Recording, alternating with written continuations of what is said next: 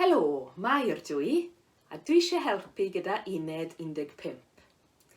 Yn uned 15, dyn ni'n ymarfer siarad wyneb yn wyneb ac adolygu unedau 8-14. Practicing speaking face-to-face and revising units 8-14. Ond mae un peth bach newydd, new, i'w ddysgu, to learn.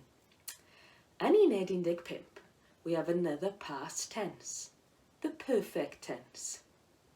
Dych chi'n gwybod darllen, darllenais i, cerdded, cerddais i, rhedeg, rhedais i. Dych chi'n cofio uned 14? I was? Ro'n i'n, da iawn, ro'n i'n.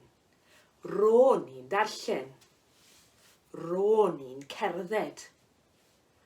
Ro'n i'n rhedeg.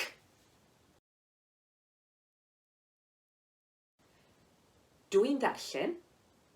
I'm reading. Dwi wedi darllen. I've read. Yn is replaced with wedi.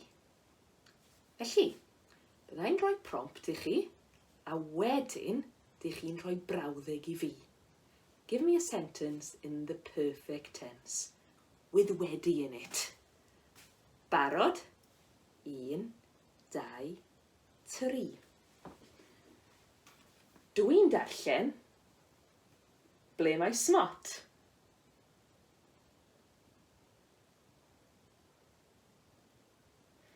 Dwi wedi darllen. Ble mae smot?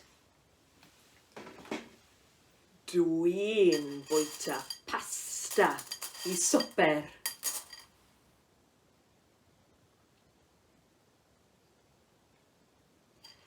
Dwi wedi bwyta pasta i swper.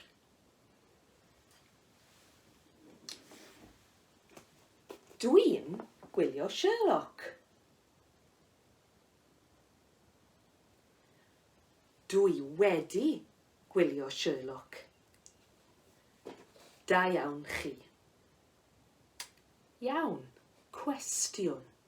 Cwestiwn. Have you? Have you? Wyt ti wedi? Wyt ti wedi? Wyt ti wedi gwylio Sherlock?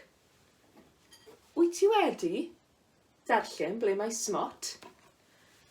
Wyt ti wedi bwyta pasta i swper? Yes. Ydw.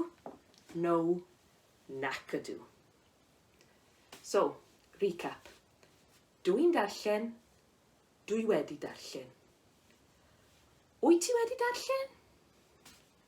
Ydw. Nac ydw. Few extra ones. Rwyt ti'n darllen.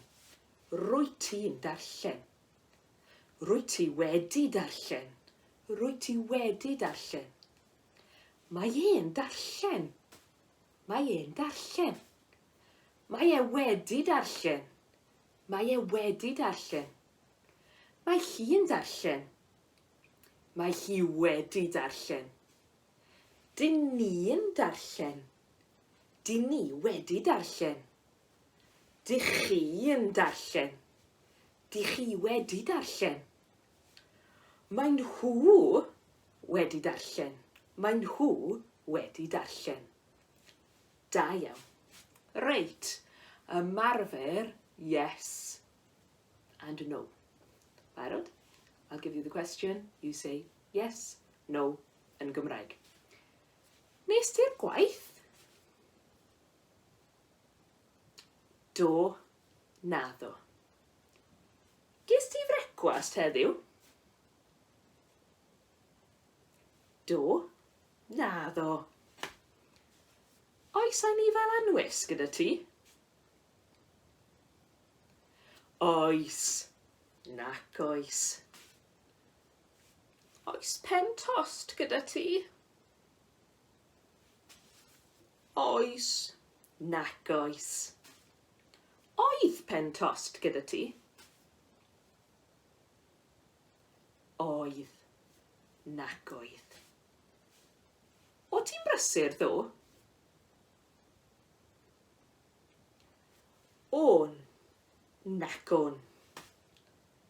O, chi yma wythnos diwetha?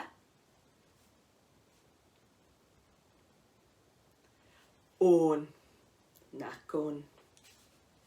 Da iawn chi. Pob hwyl.